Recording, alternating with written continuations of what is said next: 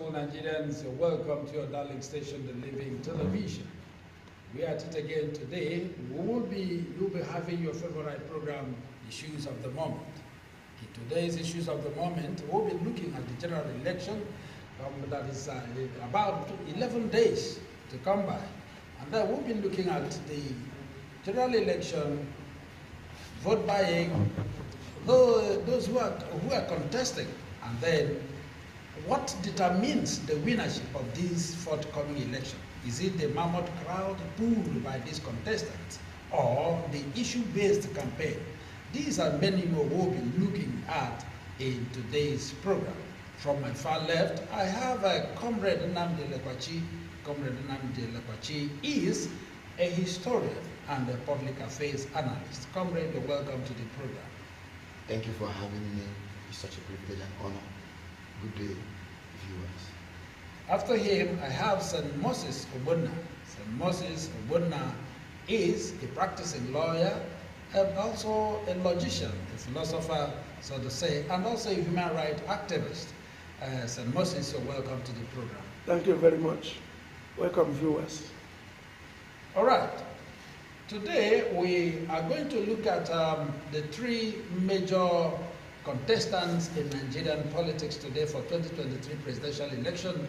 After we may extend to the fourth person, we are going to look at them one after the other, their crowds and their issue-based campaigns, what they tell the people, and then here the viewers want to listen to you as analysts to know, will this election be determined by the number of crowd pulled by these persons during their campaign? Or do we also assume that the crowd following them, that they all have their PVCs, and so to say? And then we'll also look at vote buying. I want to start with you, Comrade Nnamdi. We are going to start with Tinubu's campaign. Lately, after that, we go to Peter Obi's. After that, that of Atiku. Before, if we have time, we'll now look at Kwankwaso's. Oh, I want to start with you, talking about the mammoth crowd, you know, that follows these contestants. Yeah. Is that enough to agree that the crowd determines the winnership of this election? Well, thank you so much for the question, but without wasting time, let me begin by saying what we have seen in terms of crowd following these contestants. These things are from optics. They will not decide the outcome of the election. The Nigerian political landscape is changing. We've never had campaigns this rigorous before now. And before now, it used to be politicians drinking sachet water, focusing mainly on one issue. But as it is today, you can see that the campaign has come back to the street. It now belongs to the people. To an extent, the people are talking. You understand? The people are talking now, and they want to be heard. You can imagine a situation where, for the first time in the history of this country, the federal government, through the Ministry of Education and then the NUC, ordered that universities shut down for willing voters. About 3.8 million of them were captured during the last CVR, that's continuous voter registration. It's not just the only number about the youth population. Out of the 90-something million we are even witnessing, is over 40%. Now, the meaning is that the game is changing. It's no longer going to be business as usual. The narrative is changing. So every aspirant, you understand, must have something, credible thing to tell the electorate that this is what I intend to bring on board if elected. So the campaign is changing. And then since we're talking about Tinubu, I followed his campaign. I have actually seen plus or minus where, yes, there are concerns and there are also we'll come to okay. We'll come to them. We'll talk okay. about them individually, but let us now look about the crowd that is following them for now. Yes, St. Moses now. Comrade has said it's not all about the crowd. And then, what do you think if the majority of these millions of people following these people in their campaigns are not going to make them win this election? What next to make them win? I've been a party person, PDP to be precise. I've been a state publicity secretary of State Assistant Organizing Secretary of PDP.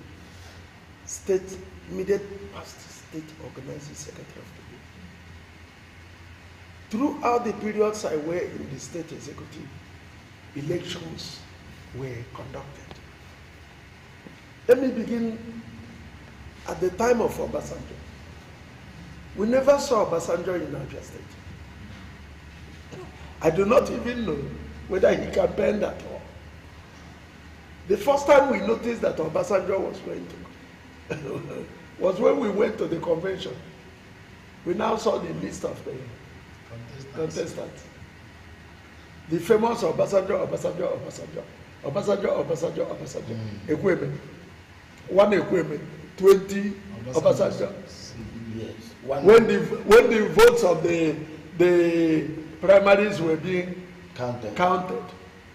We never saw Obasanjo. No, Ekweme. Campaigning in Abia State, I'm talking of Abia. Yar'Adua came. At the time Yar'Adua came, I saw the picture of Yar'Adua first when I was in Abuja. We were busy here working for this River State man, Peter Odili. I was a campaign director for Peter Odili.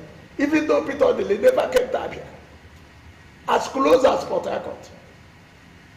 Talk of a crowd following him. We were relying on whom the party says goes. Obasanjo emerged. Yar'Adua emerged.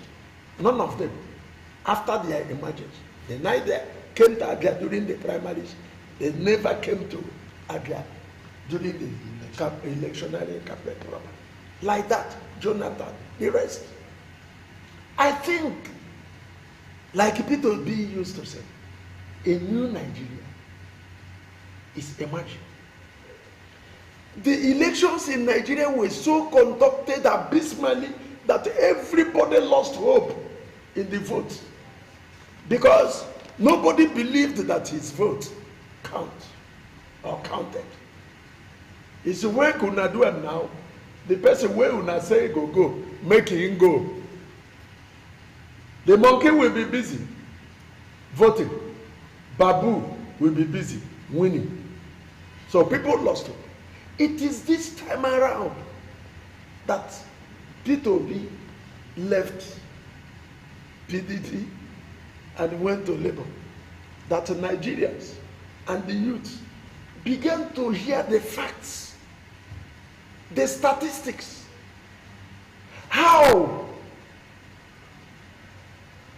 a person who aspires to be president should be. That he should tell you who is going to vote for him, what he will do if voted in. He will cite example, what he were before now, what he has done, so that we know where we are coming from, where we are, and where we are heading to. The crowd we are seeing now are twofold. Crowds can never be used, even now, even though we always saw this kind of electionary during the time of Obafemi Awolowo, who introduced the helicopter campaign, used the helicopters to tour around this country to tell Nigerians what he will do. While these men who have kept us this way will continue telling you, you will vote for me because I'm a Muslim.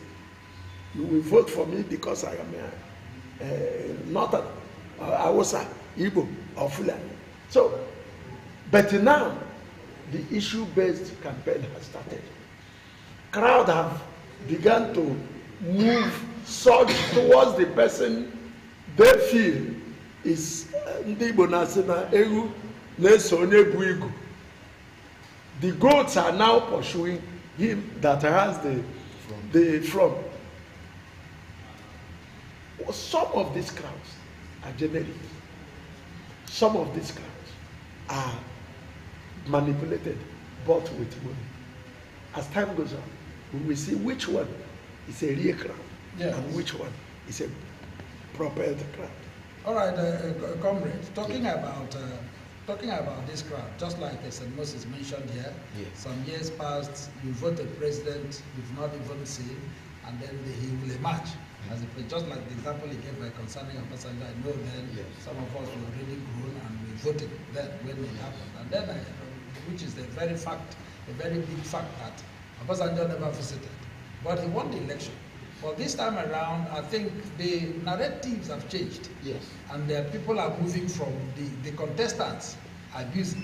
I don't know whether it is the emergence of one of these contestants that brought about this change of narratives and so on. So, talking about this vote, what do you think are the necessary things to consider in this election for a particular candidate to emerge, for a winner? And remember what Obasanjo said about last month. He said, if we miss it this time in 2023, Nigeria will be doomed forever. Well, there are many things to actually consider, especially amongst the electorate. There are things they ought to look out for amongst these candidates. One has to be record or track record, proven track record, character, competence, and then patriotism also has to be there. Then also background, whether educational background, academic background, or business background, or past records, as they may have to do with such person's background. And then also, what project has that person been involved with, as they may have to do with Nigeria. These are the things we have to look at. So if we say education, let me not even go to the constitutional provision. Is this person educated enough? Or is the certificate they are tendering authentic? Can they be substantiated? Can they be proved before the awarding institutions? Now, again, we also look at character. What character does this person, you understand, portray? Is he somebody who is transparent? Does he have corrupt allegations or issues in the past that may actually know him? Now, it brings me to that prayer.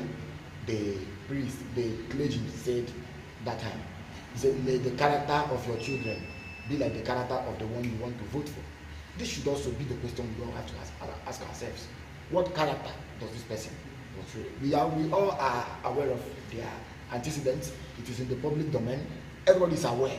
Even allegations, unsubstantiated, sometimes unfounded, but we all know when it comes to character. And this character will also have a lot to do with the nation making of Nigeria. Because we are talking about the president who will project our identity. Now, apart from that, I don't think issues like ethnicity, tribe, religion, these ones are diversionary. And each time elections are near, politicians who know that they are not popular and that they cannot even win councillorship election will now begin to do what? Insert ethnic slur into the campaign conversation. You understand? So, I would urge Nigerians, you have seen the debate, you've seen what each of these aspirants or each of these candidates say. You have the manifesto. That, thank God you mentioned the time has changed. No longer the time when people don't even know what manifestos were saying. They just voted blindly, maybe out of ethnic or religious considerations. Now, today, they have manifestos. And sometimes they have appeared to talk to us. Even they went as far as going to Satan House. If you look at them, you know, even the ones who did not appear, who did not honor our local media, is that the way to go? Is that the way forward? And then some of them who have allegations against them and could not come up to either absolve themselves or clear their names. So these are the things we have to look at. All right, Moses Obona, you're now talking about, I wouldn't want to call that credentials. I want to say, talking about this crowd, we are still discussing generally because, and now we are going to look into their campaigns, the crowd that follow them. We are going to look at that now. I want us to look at the Tinubu's crowd first, and then we look at that. So that generally, because after now, we are still going to talk about the electoral fraud and rig and the vote buying. So can we see that within a minute, please? Can we see, this is APC candidate Bola Tinubu campaigns in Kwara State. And then we have agreed here, two of you agreed that the crowd is not enough to determine who becomes the next president of this country. somebody said character, and then also antecedents, and so on. So we have seen this crowd. So Sir Moses, considering this crowd and these allegations and counter allegations by either the PDP to Tinubu or APC to PDP, what will the public look at in terms of voting? You see, the need for campaign is for you to see whom you are about to vote into. That's it. His ability, his comportment, his intellect. Then you begin to read the capacity, the mind, whether this person has the capacity to handle a nation as large as Nigeria. You would have allowed us to hear what they say at their campaign. Okay. You will begin to know whether the person you are seeing talking to the public, what is he telling us he wants to do when he gets there? Is it just a massing crowd? You see that most of the crowd, 99.99% of the people you are seeing here, are people who don't even know why they have come. Some of them came, you saw the other one, there's one we saw. They were chasing the food, chasing the t-shirt. That's what, blocking the chairman and collecting the money. That's why they are there. If you listen to what these men say, some of them, you will say that if you had, during this Mefele money, paid your own money to be there, there's nothing you take back home. Is it broom, broom, broom, broom, broom? Is it F9, F11? Is that what a man who aspires to be at the helm, that when I see him, say Moses, I will say, this is my president. You see, this is the opportunity. That's why when I look at the crowd there, you first of all determine the capacity of the person that is coming to govern you by the people surrounding him. Okay, please, can we just have 30 seconds of the words of Alhaji Tinubu in this his campaign in Kwara State? Can we just have a few seconds of what he said?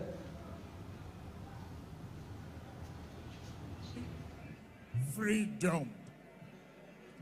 We are reassessing and reasserting our freedom in a democracy. Yesterday, you have all the rumors that today will not happen, but it's happening in your lifetime.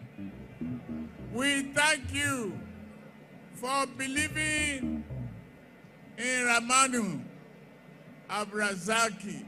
Ladies and gentlemen, party faithful, I urge you to support and vote for Bola Ahmed Tinubu. The progress we have in this state. When you listen to him, you will see he has said nothing to us. Because he is not talking to Kwara people alone.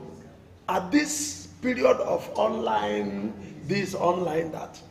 Whenever you are saying anything at a particular area, be sure that the whole world, you are addressing the whole world. What has he said? You see, we want people to come out and tell us what they will do. Listen, we used to call the youth leaders of tomorrow. Yes. Their tomorrow is here now. Yeah. 2023, February what? 25th. That is the presence of the tomorrow of the youths of this country. To reclaim their mandate, reclaim their government, reclaim their nation. If any youth or anybody, because I know that the percentage of the youths that are registered are very, very high. If you collect money and they vote wrongly, my brother, don't come to me and beg money. I won't give to you. I will ask you to go back to the person you voted for and make sure he settles you. All right, let's before we come to Comrade, let us look at the campaign, one of the campaigns of Peter Obi. Please, can we have it on air, please? And you allow us a few seconds to hear what he said.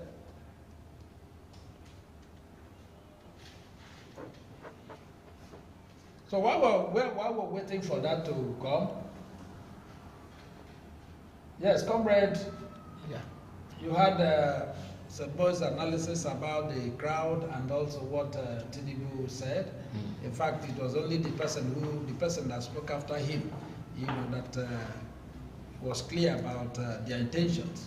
So let us look at Peter B's campaign and also see if we can hear him. The campaign, please.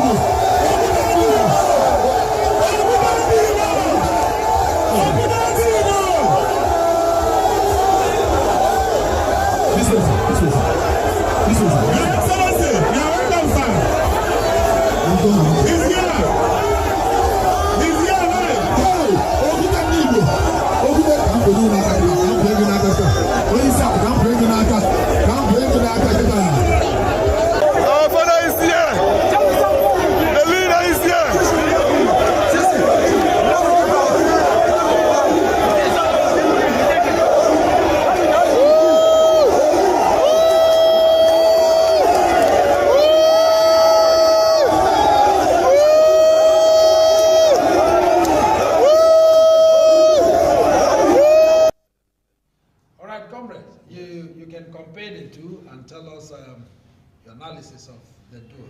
Okay. Unfortunately, we didn't get to hear the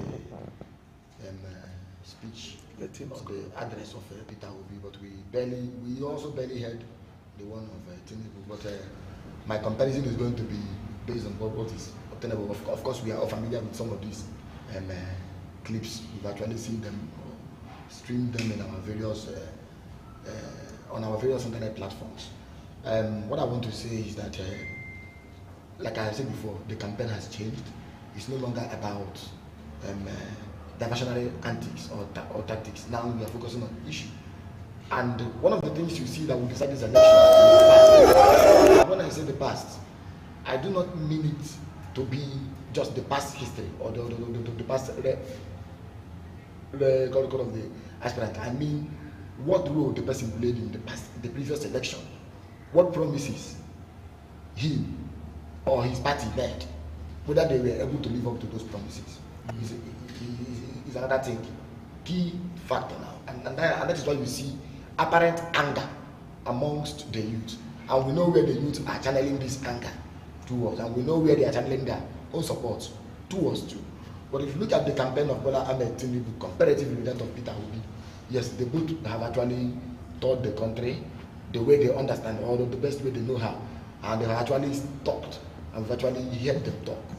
I want to begin this way. See, the disappointment I have with Bola Tinubu is not facing the Nigerian media. and going to Chatham House to say that they wanted to make money off him. I don't know what that means. I think charity should begin at home. You are talking to us. I have said here before, the beginning of democracy was just about debate. Democracy in ancient Greece, people gathered to talk, and when they talk, they debate, and when they debate, they now arrive at a particular matter. In Igbo, they say Ohakarasi, which means the majority will decide. Even the Omona system, in fact, the autonomous system in Igbo land, you see that people want to represent a particular unit to talk. The same way you say you are carving out this district to be represented by people who are going to talk. So if we must transfer power to someone who we believe should represent us, we have to look at the campaigns.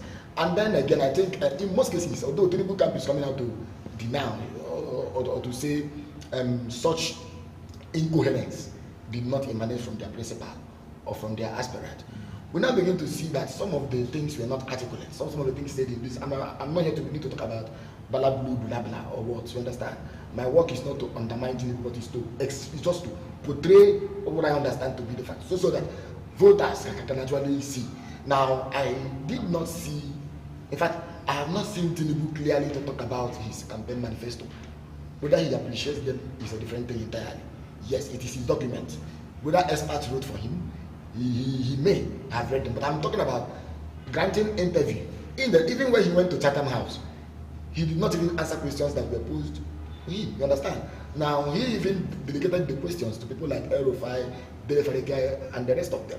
The question ought to be, how do you talk to Nigerians?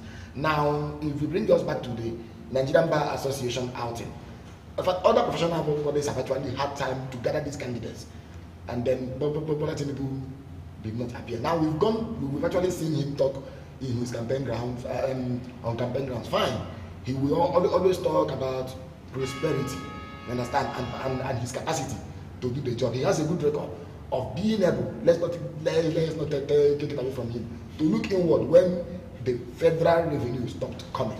He was able to galvanize, mobilize, source for independent revenue, and was able to put Lagos afloat. Then, if you look at all this now, you look at his campaign, sometimes I see things that are diversionary, things that are not supposed to be the issue. Whatever he had not managed to address or talk, I'm not here to begin to, but then when he went to Anambra, he, instead of talking more about what he wanted to do, he was telling them how Peter would be impoverished them. How he instead of, now I was wanting to know whether saving money is wrong. That's it. Now. He said Peter saved the money instead of building infrastructure. So to me, those things are although the marketing someone is allowed in politics, but I wouldn't know how those things with also marketing. But since time is not on our side, I would have talked about Peter Obi. Yes, we will talk more on that as we go into the next segment. All right. For now, before we go within this second, let us look at Atiku Abubakar's campaign, and then we are going to. No. Before we go into Atiku Abubakar, there's something he said that people keep saying. At the time Tinubu was the governor of Lagos, at what age? What was his mental capacity? The problem we're having in this country today is a problem of cabal. You have a placeholder. Somebody you place there as the president. The people who hovers around him as the cabal, that is the presidency, determines what he does. And the person we voted for cannot have a say because he does not have the capacity to say it. What we are saying is that we have suffered it in the past. By our vote in 2023, February 25th, we ought not to allow this situation to reoccur. If we do that, whatever happens, Tinubu did what he did because he had the mental capacity. He never had health challenges. He wasn't as old as he is now.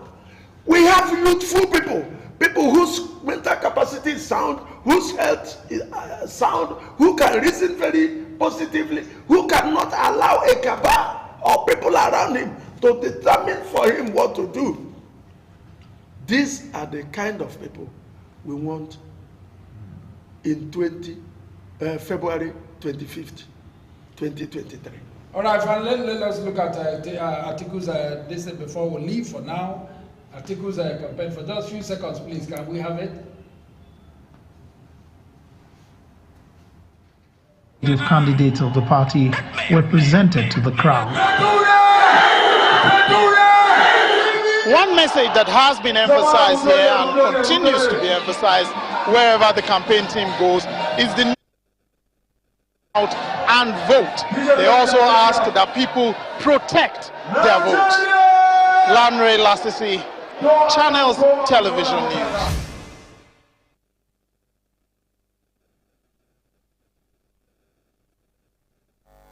Before we go for today, with the three we've been able to see the three of them, Tinubu, Atiku, and Peter Obi, and their campaigns. Let me come to you, comrade, before we leave, just in a few seconds. What is your parting word to our teaming viewers concerning these contestants? Thank you very much.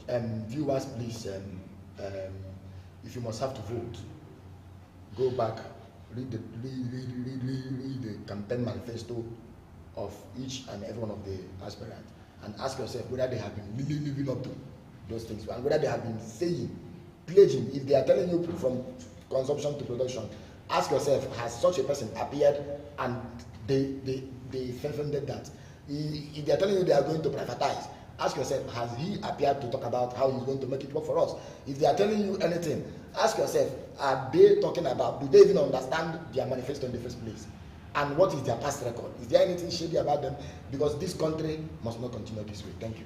All right, Sir Moses Ogbonna, what's your parting word concerning? Jesus asked his disciples, whom do people say I am? Before you vote on Friday, on 25th, ask, what do people say? Whom do people say this person you want to vote for is? Has he a criminal record? Is he of an impeccable honesty? Has he any mental capacity to decide for himself where there is a conflict of interest between an individual and the nation? Has he the health, soundness of mind and health that can make him govern this country? Has he anything that will make you as a youth, so that there will be no closing down of our schools, so that the cost of living will not be accelerating high, so that the currency of this country will not move beyond 1,000. If you consider all these things, look at our fuel situation, look at the money situation, the sufferings now. If you ask yourself, whom do people say this man is? And the question you are getting from all you have gathered from him does not point out towards the person you want you to become after February 2023. Please don't vote for him. All right, wonderful viewers, this is the much we are going to take for today in Issues of the Moment. Don't just go away, keep watching Living Television until we come your way again. From my far left, I have Comrade Nnamdi Lakwaji. Comrade, thank you for being part of today's program. It's always my pleasure. Thank you so much. And then, Sir Moses Ogbonna, we're pleased to have had you here today. Thank you very much. All right, I've here, this is your anchorman, Chinedum Adiele. We will be back. Keep watching Living TV.